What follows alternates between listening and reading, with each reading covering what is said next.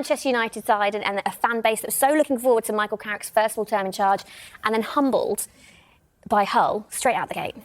Yeah, and it was the nature of it, really, which was the concerning thing for Manchester United. Scorelines, any kind of scoreline can happen in the Premier League. Newly promoted sides can beat bigger clubs. There's nothing particularly new about that. But it was the manner of it that was really concerning for Manchester United.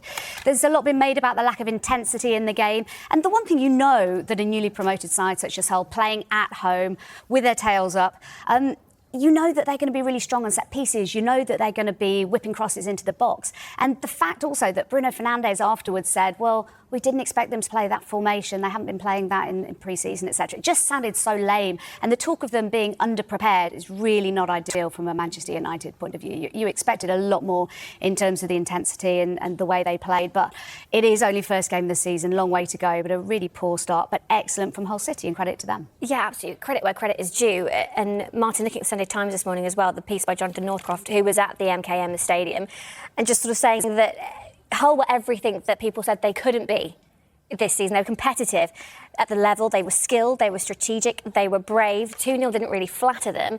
And United, as Jack is saying, just looking quite undercooked and underprepared. Hull just worked harder, primarily. Hull were prepared to do things that Manchester United weren't prepared to do. I was saying before the programme, I sat through 3 matches on Saturday, watching various games.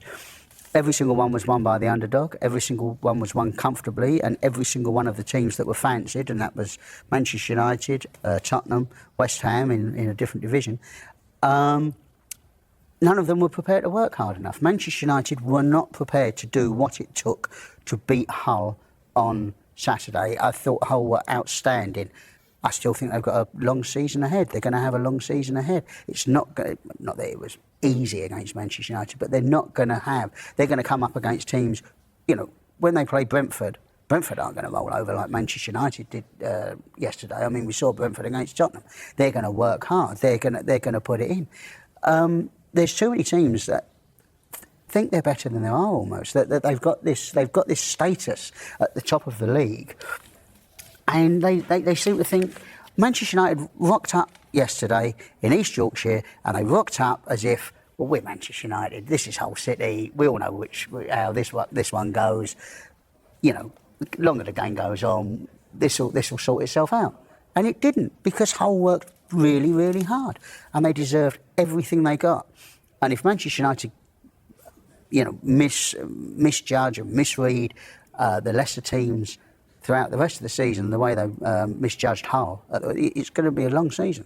And for Manchester United as well, Miguel, if you look at their opening 2 fixtures, Hull. Manchester United entered the 2026-27 Premier League season with immense optimism. After finishing 3rd and securing Champions League football under Michael Carrick, the Red Devils were expected to mount a serious, sustained title challenge. Instead, their campaign began in absolute catastrophe at the MKM Stadium.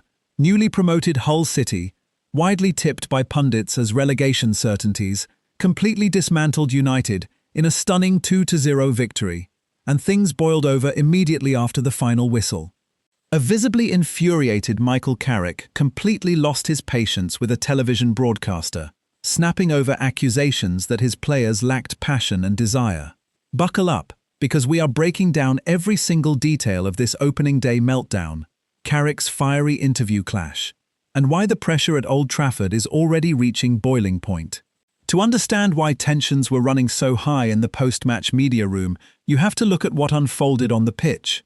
Hull City hadn't played in the Premier League for 9 long years, but you wouldn't have known it from the first whistle. United's revamped midfield, featuring debuts for summer signings Youri Tielemans and Andre Santos, looked completely disconnected. The defensive unit, anchored by Harry Maguire, Noussair Mazraoui, and Luke Shaw, lacked the structural intensity required to handle Hull's aggressive front line. The 17th-minute opener. Following a dangerous corner, Ollie McBurney's initial strike was parried by goalkeeper Sene Lammens, but Semi Ajayi reacted fastest to lash the rebound home, sending the home fans into absolute raptures. The 38th-minute blow. United's set-piece vulnerability was exposed once again. A pinpoint free kick from Regan Slater found club record signing Nobel Mendy, who rose highest to power a header past Lamans and make it 2-0 before half-time. Carrick turned to his bench at the interval, introducing Marcus Rashford, making his first competitive appearance for the club in 618 days, alongside Benjamin Sesko later in the half. But Hull goalkeeper Konstantinos Tsolakis stood firm, denying Brian Mbeumo and locking down a historic clean sheet. If the performance on the pitch was bad, what happened in the television tunnel turned this opening weekend into a full-blown media storm. Former Middlesbrough striker and Viaplay broadcaster Jan Age Fjortoft interviewed Michael Carrick immediately after the game. Fjortoft pressed the United boss on whether his players simply lacked passion during that woeful first-half display. The question struck a raw nerve. Carrick furrowed his brow, fixed a stern stare at the reporter, and pushed back aggressively. "Come on, that's ridiculous. You played football, you understand. That's a ridiculous thing to say. Just because you get beaten doesn't mean you don't care about it. Their 2 goals came from set plays. Other than that, we had opportunities." That was where the game was. I don't think it was passion or anything to do with that. It was just their moments that made the difference in the game. It was a sharp, unfiltered defense of his squad. But while Carrick fiercely protected his players in front of the cameras, the football world outside was singing a very different tune. Carrick might have defended the squad's passion, but his own players and senior analysts weren't blind to the glaring deficiencies on display at the MKM Stadium. Bruno Fernandes speaks out. Club captain Bruno Fernandes didn't mince words in his post-match assessment, openly bemoaning United's recurring, sloppy habit of giving the ball away cheaply in crucial areas. Luke Shaw's admission. Left-back Luke Shaw conceded to reporters that the team simply had not prepared properly for the intensity of a newly promoted side away from home. Alan Shearer's brutal verdict. Premier League legend Alan Shearer didn't hold back on BBC punditry either, accusing Carrick's starting 11 of looking physically sluggish and completely devoid of hunger. When you spend big in the transfer market and carry ambitions of chasing the Premier League title, losing 2-0 to Hull City on opening day is completely unacceptable to the fan base. Despite the chaos, Michael Carrick has made it crystal clear that he refuses to panic. In his post-match press conference, the United boss urged everyone connected with the club to stay calm and remain inside their protective bubble. "It's one game. It's the first game of the season, so it's disappointing enough, and it hurts, of course it does. But it's one game. It doesn't change the whole course of the direction the team or the football club is going in. We'll stay calm, stay in the bubble, and focus on next week." Behind the scenes, however, sporting directors know work needs to be done.